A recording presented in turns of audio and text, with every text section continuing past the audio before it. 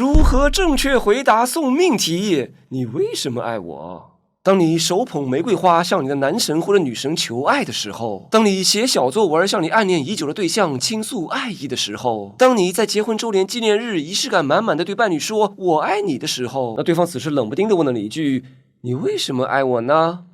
請問閣下將如何應對呢？朋友們，這個問題可是一個送命題啊！多少英雄好漢都栽在這個送命題上面啊！對於這個送命題，人們對他的回答往往都會栽在以下這3個坑裡面，就是會給出以下3種不恰當的你之所以愛對方的理由啊。第一個坑就是你給出的理由是一種自利性理由，就是有些人总是只活在自己的世界裡面啊，完全只站在自己的角度說啊，这份愛會給自己帶來什麼好處？比如你回答說啊，因為你有錢，你會給我買東西，所以我愛你，或者因為你能給我帶來情緒價值，所以我愛你。大家千萬不要給出這樣的自利性理由啊！你說這種理由的話，那對方感覺在你眼中就是個工具人了。那需要避開的第2種理由就是科普式的理由啊，這一點可能有些理工科的直男會犯啊，就是站在一個理中客的情境下去客觀解釋自己之所以會愛上對方的前因後果啊，就像一個古生物學家解釋為什麼恐龍會滅絕一樣啊。對方問你，你為什麼愛我？你回答說，你的出現顯著改變了我中腦邊緣獎賞系統的激活模式。每次你給我發消息的時候，我的多巴胺分泌就會出現異常波動。和你交談的時候，我的前額葉皮層的抑制功能明顯下降。杏仁核和福格核之間形成了一種高度穩定的正反饋回路。你要這樣回答的話，那也只有《生活大爆炸》裡面的 Amy 才會同樣愛上你。關於回答你為什麼愛我這個問題需要避開的第3種理由就是將就性理由啊。這個將就性理由給人就感覺呢，就是你愛上對方啊，好像是一種無可奈何的將就下來的結果啊。比如回答對方你為什麼愛我，你回答說啊，因為我沒有朋友啊，我身邊接觸到的適齡異性樣本比較有限，而你在其中表現突出。那這種將就性理由呢啊，確實是真實的啊，小伙子你確實挺實誠的，但你這給人的體驗也太不好了。你得給出對方為什麼是值得你愛的理由，你得給的理由啊，得證明你對他的愛是合理的、恰當的，是能夠被他認可的。因此，你需要提供的是一種規範性理由。那什麼是規範性理由呢？就是对方問你愛他的理由啊，他問的並不是你是怎麼愛上他的，他問的是什麼樣的原因使得你對他的愛是有道理的、是合適的、是可以得到正誠的、恰當的愛。所以本期大問題節目呢，我們就邀請了3位研究愛情問題的愛情哲學家來給大家出謀劃策，提供應答送命題的正確答題策略。他們分別是以哲學家西蒙·凱勒為代表的品質派，品質派認為愛一個人的理由在於我們愛對方的品質；以哲學家里克·克洛德利為代表的關係派，關係派認為愛一個人的理由在於我們和對方特定的關係；以及哲學家亞倫·斯穆斯為代表的無理由派，無理由派認為愛一個人是不需要理由的。那本期節目呢，就採取這麼一種專家諮詢或者專家會診的形式，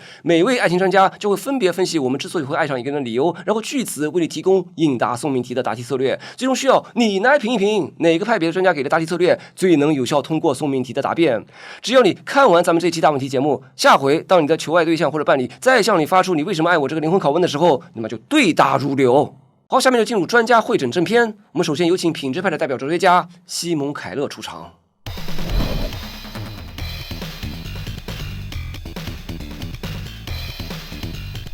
而在這個品質派發言之前，做一個小的說明啊，就是我們今天討論的愛，不僅包括夫妻或者戀人之間的浪漫之愛，也包含朋友或者親人之間的愛啊。就是雖然這些不同種類的愛啊之間確實有差異，但許多哲學家都認為他們共享了同一個內核，那就是愛一個人要求我們為了他自身之故而關心他、正視他。我們愛對方是 for her own sake。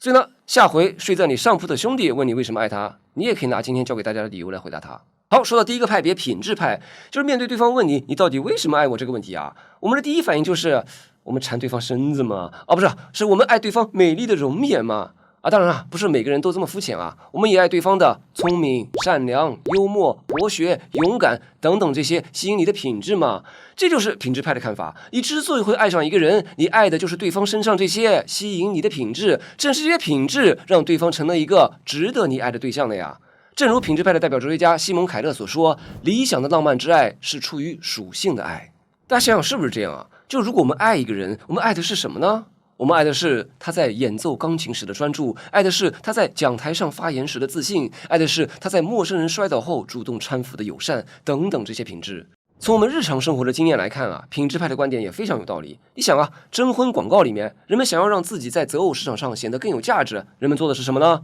就是羅列自己的諸多品質嘛。像什麼名校畢業啊，有車有房啊，身高1.8米以上啊，形象氣質佳啊，等等等等，這些對品質的羅列都是在展示自己是個值得被愛的對象。那反過來說也是哦，就是如果我們想勸說朋友不要再愛某個人了，我們也會列舉那個人身上的糟糕品質嘛。比如你看啊，這個人如此普通，卻還極度自信啊，他待人總是很傲慢，還那麼邋遢，等等等等。就這些例子都告訴我們啊，讓我們的愛變得恰當或者不恰當的，就是被愛者的品質嘛。總之，在品質派看來，一個人之所以值得你愛，不是因為你剛好上頭了，而是因為他身上確實有某些讓你覺得這個人值得被愛的地方。當然，品質派的看法也是最符合我們的常識的啊，我們也不必多說了。關鍵並不在於分析這個常識，關鍵在於基於這個分析，品質派接下來就可以給你如何回答你為什麼愛我這個送命題來具體支招了。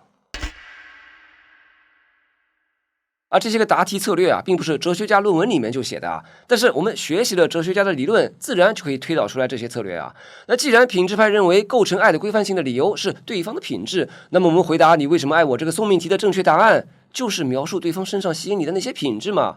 但是啊，如果你只是像報菜名一樣的說啊，因為你聰明、善良、美麗、幽默、勇敢等等等啊，這就是小學生水平的啊，是個人都会這麼說啊。你描述對方的品質啊，一定要說到點子上，你要重點描述以下兩種對方的品質。第一，你描述的對方吸引你的品質啊，最好是他自己也珍視的品質，對吧？你要說他自己也看重的他自己身上的優點嘛。別你給的理由是啊，因為你特別擅長加班寫 PPT， 所以我愛你。那人家可不喜歡自己特別善於做牛馬的這一面啊。如果對方在意自己的容貌，你就說對方漂亮；如果對方在意自己的學識，你就說對方博學啊。你這麼說，對方自己也珍視的優點呢，對方會覺得啊，你是一個懂得欣賞他的人，對吧？我們和一個人相愛在一起啊，很大程度上就是想要得到對方的承認嘛。那承認什麼呢？就是承認自己的價值。一個熱愛寫作的作家，當然希望自己的愛人愛慕他的寫作才華。一個熱愛做飯的人，當然希望愛人喜歡吃他做的飯；一個熱愛二次元的人，那當然希望愛人也能和他一起愛上製片人。好，這是第一種你需要重點描述的品質。那第二種你需要重點描述的品質，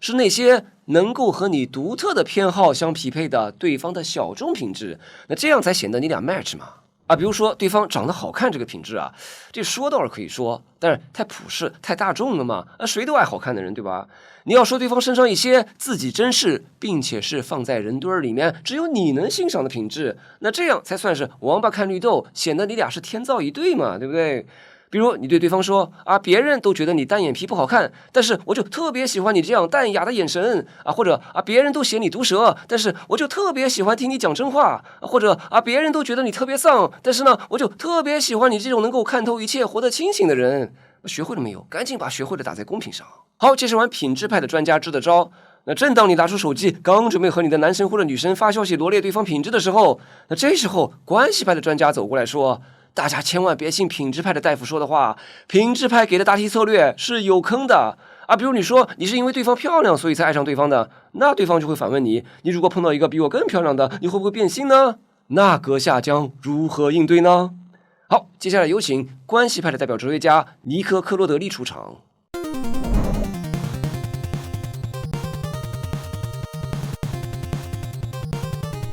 關係派並不能認同品質派對愛的理由的分析。如果你回答對方你為什麼愛我，給出的答案是對方的品質的話，會遇到以下3個 bug。第一個難題就是不基於品質的愛就一定不恰當嗎？並不是啊，我們在生活中經常能見到對方身上並沒有我們所珍視的品質，但我們依然會愛對方。比如父母對孩子的愛就是典型的這種情況啊。我們完全可以想象，在孩子還沒出生的時候，父親完全不知道自己即將出生的孩子身上會有什麼樣的品質，但父親就已经對孩子有深沉的愛了。那品質派對此或許會回應說這個親子之愛太特殊了，如果我們不聊親子之間的愛，而只聊浪漫之愛和朋友之愛，那品質論仍然是非常合理的。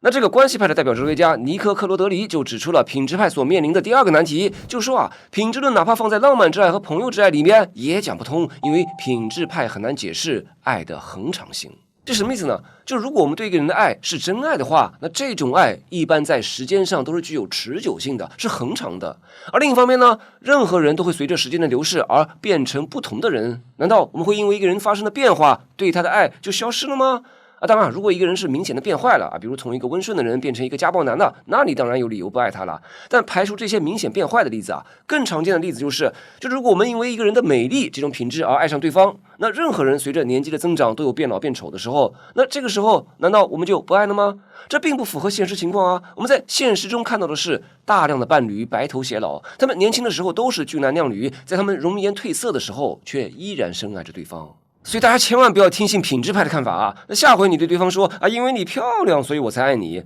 那對方噎你一句，我以後變老變醜了以後，你就不愛我了嗎？兄弟，你這就不好應對嘍。所以品質論解釋不了真愛是如何具有一種恆常性。正如科洛德里所說，這樣一種朝三暮四、隨品質起落而起落的態度，幾乎不能算是愛。那科洛德里指出的品質派面臨的第三個難題，就是品質論解釋不了愛的不可替代性。就比如說呢，你對你老婆說啊，當初是因為你漂亮才愛上你的，那這時候你老婆噎你一句，那你以後遇到一個更漂亮的，你會不會變心呢？兄弟，你這就又不好應對嘍。對吧？我們所愛之人身上的那些為我們所欣賞的品質啊，往往並不是為他所獨有的。那就算你的偏好再獨特啊，你愛的是對方身上一種極其小眾的，只有你才能欣賞的品質啊。比如說，你就是特別喜歡對方每次說冷笑話都會忍不住自己先笑場的樣子。但問題是，這個世界這麼大，有足足80億人，在這80億人裡邊，說冷笑話之前繃不住先笑場的，只有他一個人嗎？顯然不是啊。那這時候品質派可能會辯護說啊，就一個人之所以吸引我們啊，往往並不是因為他身上的某一個特質，這個人都是各種品質的綜合體嘛。那所以呢，我就可以和我的伴侶解釋說啊，就是雖然可能有人比你還繃不住會笑場啊，但是你在其他方面跟他們不一樣啊。比如說我除了愛你會笑場，我還愛你唱歌的時候總跑調，我還愛你吃飯的時候總吧唧嘴。那想要把這些我獨特偏愛的小眾優秀品質集合在一個人身上啊，估計80億個人裡面也找不到幾個啊。所以我並不會僅僅因為有人跟你一樣愛笑場，就覺得你是可以替代的呀。但是在關係派看來啊，品質派的這個辯護的力度啊就很弱。試想啊，如果你的妻子有一個雙胞胎妹妹啊，這倆姐妹不僅長得很像，性格啊、行為舉止啊也都差不多，她們已經相似到了難以區分的地步。那這是不是意味着你的妻子對你而言就沒什麼特別的呢？甚至啊，如果她不幸出車禍去世了，你就可以直接用你的小姨子代替她呢？啊，就算你的小姨子同意啊，但是我們也會覺得這很奇怪嗎？這樣對嗎？而且啊，如果你的小姨子要是知道啊，你只是拿她做姐姐的平替，她會開心嗎？對吧？大家都看過《甄嬛傳》啊，男主大舉找的嬪妃啊，很大程度上都是在找他已故的原配純元皇後的平替，對吧？女主嬛嬛得知了自己居然是個平替，也會感到自己被辜負了嘛。所以我們說回來，在指出品質派的3個 bug 之後，關係派的代表哲學家科諾德里指出，愛的規範性理由不在於品質，我們之所以會愛上一個人，是因為我們和對方有特定的關係。大家想啊，我們愛一個人，我們覺得對方是不一樣的，是因為我跟他有特定的交往、特定的歷史、特定的回憶，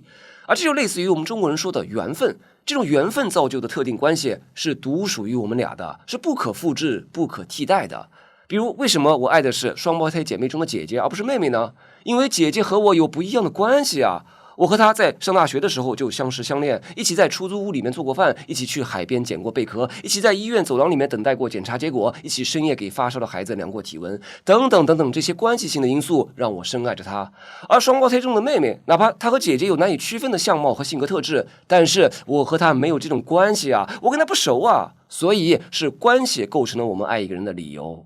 那如果我們對愛的理由持一種關係論的話，那這就能很好的解釋之前品質論解釋不了的3個 bug 了。第一，對於不基於品質的恰當之愛啊，我們說了，親子關係就是這樣啊，孩子並不具備父親所珍視的品質，但父親仍然愛孩子啊。我們就不說親子關係了，一個更容易理解的例子就是我們對自己養過的寵物的愛。比如你從路邊撿來了一個流浪小土狗啊，自己養了好多年，這只流浪小狗平平無奇，論顏值沒有樓上鄰居家的薩摩耶漂亮，論智力沒有樓下鄰居家的邊牧聰明，論性格沒有隔壁鄰居家的金毛乖巧。但是它是你的小狗啊，你跟它有特定的歷史、特定的回憶、特定的關係。如果有一天你養的這只小狗走丟了啊，你很懷念它，但是呢，你並沒有四處張貼尋狗廣告，期待能夠把它找回來啊，而是馬上就去寵物市場買了一只一模一樣的小狗，然後你就能跟個沒事人一樣了嗎？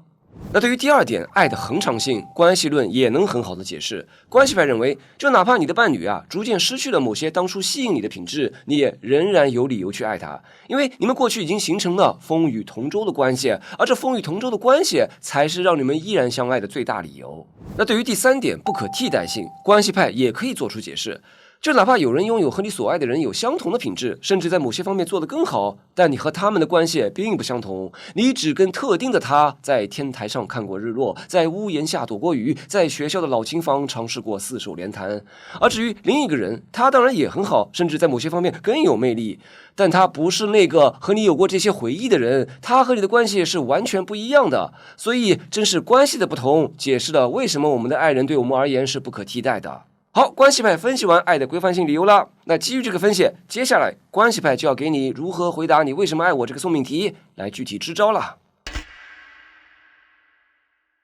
既然關係派認為構成愛的規範性理由是你與對方的關係，那麼正確回答送命題就是描述你和對方的關係。但問題是就是你不要泛泛的說你是我老婆你是我的戀人，什麼我喜歡了你3年魔鬼都在細節裡邊。你描述和對方關係的時候要側重以下2個方面。第一，就是要說過往共同經歷的細節不要說什麼一起去過鐵嶺旅遊，要說你們旅遊的過程中共同遭遇了什麼具體的事兒，說細節。然後第二，說共同經歷的話，要說特別的經歷，這個特別的才是難得發生的，也是讓人印象深刻的。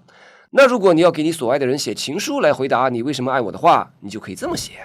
我就不玩尬的，把這個情書在節目裡面全念出來了，自行按暫停鍵學習，學會了沒有？把學會的打在公屏上。好，介紹完關係派的專家支的招，那正當你拿出手機剛準備給你的男生或者女生寫小作文的時候，那這時候呢，品質派的專家又走過來說，大家千萬別信關係派大夫的話，關係派給的答題策略也是有坑的之前我們基於關係派的視角批評過品質派，那麼這裡品質派也反過來指出，關係派也會面臨2個 bug。關係論的第一個難題是，關係論解釋不了你所愛的對象的獨特之處這一點批評是品質派的支持者哲學家克里斯托弗·霍華德提出的。他認為關係論與愛的本質相違背了。什麼愛的本質呢？我們之前已經提到過了，那就是愛一個人至少要求我們因為他本身之故而關心他、珍視他。我們愛對方是 for her own sake。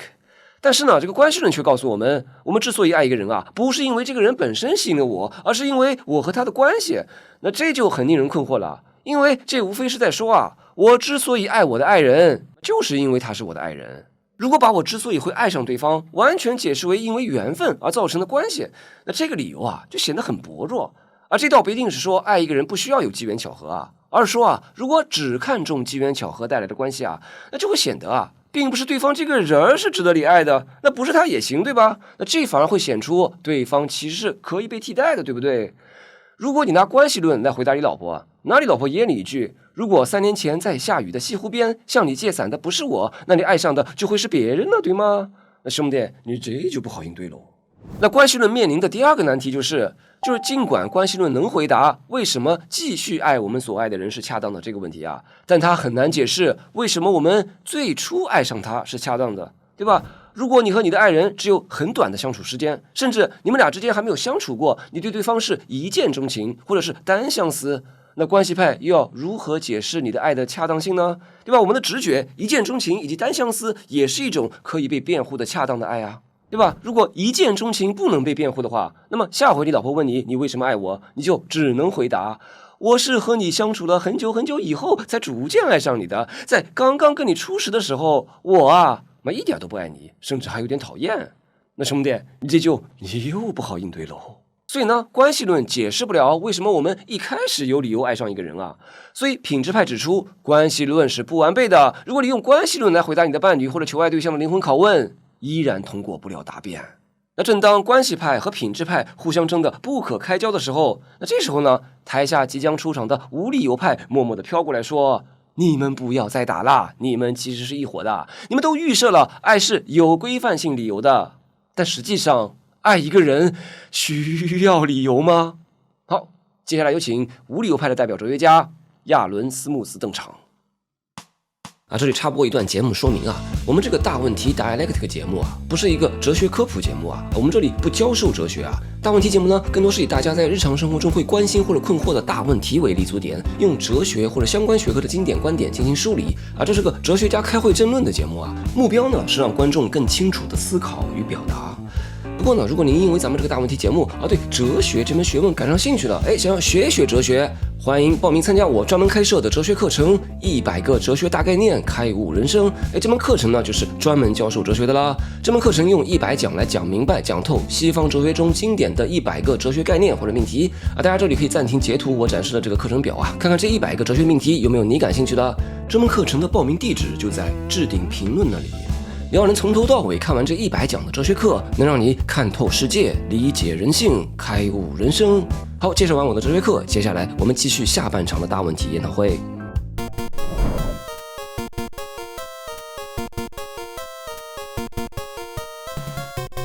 在無理由派看來，愛一個人是不需要理由的，包括品質派和關係派在內的有理由派都是錯的。就如果愛一個人需要規範性的理由才能證成這份愛是恰當的，那就很奇怪。比如說呢，你的老婆小芳問你當初為什麼愛上了她，而沒有愛上她的閨蜜小圓，你呢就掏出了當年的直男小日記本左邊這一頁呢寫了愛上小芳的各種理由包括她各種品質和她的關係，右邊這一頁呢寫上了愛上小圓的各種理由，然後各種加權加總，一頓盤點猛如虎，最終盤算出愛上小芳的理由明顯比愛上小圓的理由更有道理，於是你就決定愛上小芳你還舔着臉跟小芳說，嘿嘿老婆，你看這道數學題多麼理性多麼客觀啊。可能嗎？不可能的。你這麼說的話，你老婆只可能讓你跪一夜的電腦主板了。愛一個人是說不清楚有什麼理由的。那你可能會好奇就無理由派認為愛沒有理由的理由是什麼呢？無理由派的代表哲學家亞倫斯穆斯認為，因為我們控制不了我們是否會愛上一個人。那對於控制不了的事情，我們還談什麼理由呢？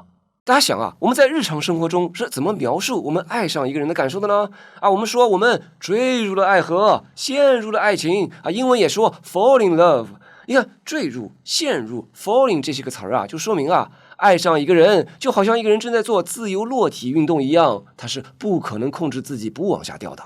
大家想我們生活中可以控制和決定的事情有很多你可以決定是吃肯德基還是吃麥當勞你可以決定是穿紅色 T 恤還是藍色 T 恤，但是你能決定自己是否會愛上一個人嗎？我們剛剛說了，我們在日常語言描繪愛上一個人都用什麼墜入、什麼陷入。這個英文中還有個詞兒形容愛上一個人，叫做 crush。這個詞的原意是碾壓、壓碎、擊中，引申到一個人被迷戀一個人的強烈情感所壓倒，並且是一種失控的感情尤其是形容一種單向的愛，一種愛而不得，你會有一種發低燒的感覺，你上頭了整個人腦瓜子嗡嗡的。然後這個時候呢，你滿腦子總是充滿了那個姑娘。原本作為堅定的唯物主義戰士的你，開始覺得整個世界轉換成了一種形而上學的目的論系統就是眼前看得見摸得着的現象世界裡面的什麼山川樹木、花鳥魚蟲、張三李四、桌椅台燈都不是自在的，他們都指向了一個最高的存在者，指向了那個姑娘。它是純粹的形式，是不再有目的的終極目的，它是宇宙的中心，是意義的赋予者，它会讓你做出瘋狂的事情。你說陷入這樣的愛情，你能控制得了嗎？所以張信哲老師也說，愛是一種信仰，把我帶到你的身旁。这个愛是不受控制的。我們也可以從反面看得出來就是擺脫對一個人的愛，也不是我們自己能控制的。比如你對一個人愛而不得，你很痛苦你和戀人分手以後依然想念對方你也很痛苦。那這個時候你會幹什麼呢？你會搬到另一個城市去住，或者直接把對方拉黑，從此再也不接受他的消息。你這麼做就說明想要擺脫對一個人的愛也是很難直接控制的，對吧？如果這是能控制的話，你為什麼要拉黑對方呢？你完全可以像關掉手機通知一樣心裡面默念一聲，那從現在開始不愛了哦，然後叮的一聲，系統提示已成功卸載戀愛模塊，緩存已清空。那第二天你起床神清氣爽，早餐都能多吃2包子。可現實情況是這樣的嗎？那顯然不是愛和理性的決定是兩回事兒。我們陷入愛情是非理性的，我們是不可能理性的陷入愛情的。就我們愛上一個人這就像什麼呢？這就像一個人感到餓了，你能控制自己不感到飢餓嗎？所以在這個流行語裡面當你愛上一個人了，我們會說你是真餓了。這是論文作者斯穆斯自己打的比方說愛一個人更像感到飢餓，是控制不了的事情。所以在這個意義上斯穆斯認為愛一個人是沒有理由的，愛不具有理由回應性。就是當你的求愛對象或者伴侶問你為什麼愛我，你是沒有理由回答他的。那對方問的這個問題就很奇怪，那這時候你可以噎對方一句，你會問一個人為什麼會感到餓的嗎？好，現在我們知道了，愛不具有理由回應性，愛一個人是沒有理由的。那麼在此基礎之上，斯穆斯進一步提出了對於前兩派，也就是包括品質派和關係派在內的有理由派的批評呢，就是有理由派把愛和價值的關係給弄反了。不是因為某個人的品質或者和我的關係，所以我才有了愛他的理由，而是恰恰相反，是因為我沒有理由的愛上了他，然後他才在我眼中顯得格外迷人顯得他什麼都好顯得他德智體美勞全面發展顯得我和他的回憶又十分難忘。我們無論列舉對方多少優點，都只是在做事後歸因罷了。我們所感知的愛人的魅力很大程度上並非是客觀的，人人都能看到並欣賞的，反倒是我對他的愛投射在他身上的產物，是我們通過愛的濾鏡才能看到的東西。這就是我們中國人常說的情人眼裡一出西施。我們可能聽過這樣的愛情故事啊，就是一個人在年輕的時候呢，對美好的愛情滿懷憧憬，他對未來的理想伴侶做出了自己所期盼的描述啊，比如說他喜歡文靜的、纖弱的、愛好文藝的等等等等啊，他都給列出了詳細的清單啊。但是後來他在現實中真正愛上的那個人，完全打破了他當初關於理想伴侶的設想。我們自己或許也有這樣的愛的經歷啊，就在之前一段戀情中愛上的人和在之後一段戀情中愛上的人是完全不同類型的兩種人，但在这两段戀情中，我們都是真愛啊。相信屏幕前的你可能也有過類似的經歷啊，就是你無法控制自己會愛上什麼樣的人，即便你得知你愛着的那個人他不忠、殘忍、虛偽啊，又是劈腿又是玩消失的，是個渣男渣女，但你就是很愛他呀，怎麼辦啊？相反呢，你從理性上知道你身邊有個人啊，他擁有各種各樣的優良品質，是許多人心目中的完美伴侶，對你還特別好，但你就是對这個人內心毫無波瀾，甚至對他有些厭惡。你想是不是啊？有時候都想罵自己啊，怎麼這麼不懂事啊？為什麼不愛上那個人呢？但這就是愛，你說也說不清楚。我們不妨想想美劇《老友記》中的一個經典情節啊，就是羅斯需要在瑞秋和朱莉中做出選擇。錢德勒建議他列一個清單來比較瑞秋和朱莉的優缺點。羅斯列舉了瑞秋的種種缺點啊，他有時候有些大小姐脾氣，有时候有些傻乎乎的啊，有點太在意自己的外表啊，他只是個服務生，而不像朱莉那樣是個古生物學家。但是到了列舉朱莉的缺點的時候啊，羅斯只是搖搖頭說 She's not Rachel。 羅斯的愛似乎並不與他列舉出的這些瑞秋的品質相匹配啊。但這就說明羅斯的愛是不恰當的嗎？當然不是啊，羅斯的愛無所謂恰當不恰當，這就說明愛是不需要理由的。好，無理由派分析完愛的規範性理由了啊，那就是沒有理由。那基於這個分析，接下來無理由派就要給你如何回答你為什麼會愛我這個送命題來具體支招了。那既然無理由派認為愛一個人是不需要規範性理由的，那麼面對對方問出你為什麼愛我這個送命題，你就可以回答說這是個偽問題。開玩笑啊，千萬別這麼回答，除非對方也是個哲學槓精啊。那如果你認同無理由派的大夫給出的診斷，你對送命題的回答呢，就要主打個無理由啊，或者無厘頭啊，主打一個非理性。比如你可以這樣寫情書來回答這個問題啊。我這裡也不玩尬了，就不練了啊。自行按暫停鍵學習，學會了沒有？請把學會了打在公屏上。好，介紹完無理由派專家支的招，那正當你拿出手機剛準備給你的男神或者女神寫小作文的時候，那這時候包括品質派和關係派在內的有理由派的專家走過來說，大家千萬別信無理由派大夫的話，無理由派給的答題策略也是有坑的。那有理由派對無理由派的批評體現在第一，無理由派缺失了愛之中的認知和評價成分，就是無理由派把對一個人的愛啊看作是和飢餓一樣的東西，這就是把愛看作是無法控制的非理性衝動，就近乎一種生理衝動。你這是愛嗎？你分明只是饞人家身子嘛！你回答送命題的時候，如果一點理由都不給人家，那人家回你一句，你這只是想睡我吧，兄弟，你這就不好應對嘍。愛當然也會包含生理上的吸引啊，但愛不同於單純的生理衝動的地方在於，愛還包含了複雜的認知、評價和情感成分。我們會從理智上去評價、回應、欣賞我們所愛的人。那這些評價、回應、欣賞，那當然都是有理由可說的。我們對一個人產生生理衝動，或許是說不清楚理由的，但那不是愛。對無理由派的第二種批評就是，無理由派所描述的愛缺失了愛的穩固性。對吧？就是如果愛是像飢餓一樣的生理衝動，那麼你怎麼能保證你對我的愛是穩固的呢？這種所謂的愛啊，就會流於激情，來得快，去得也快，啪一下很快啊，你對我上頭了，然後啪一下很快啊，你對我又下頭了。好，介紹完無理由派的看法以及有理由派對他的批評，那接下來呢，我們進入本期愛的規範性理由大問題研討會的會議總結。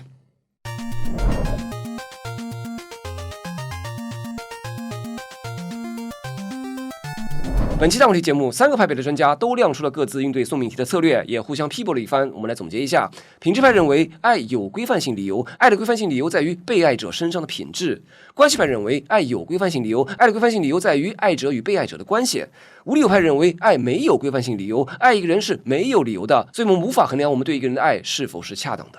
我們為什麼會愛上一個人呢？這不僅僅是對方會對我們進行的靈魂拷問，其實這也是我們經常自我拷問的問題。當你深夜失眠的時候，當你分手後不甘心的時候，或者只是在某個尋常午後看着身邊那個人的側臉的時候，你都會忍不住問自己，我到底為什麼愛他？我們能說得清楚理由嗎？我對他的這份愛究竟是一種判斷，一種回應，還是一種無法遏制的命運呢？這確實是讓我們反覆糾結的問題。愛一個人需要理由嗎？不需要嗎？需要嗎？不需要嗎？歡迎你也同哲學家們一起參與到對這個大問題的討論之中，他們的看法發表完了，現在輪到你來發言了，請在視頻下方評論裡投出你的一票，並發表你的看法。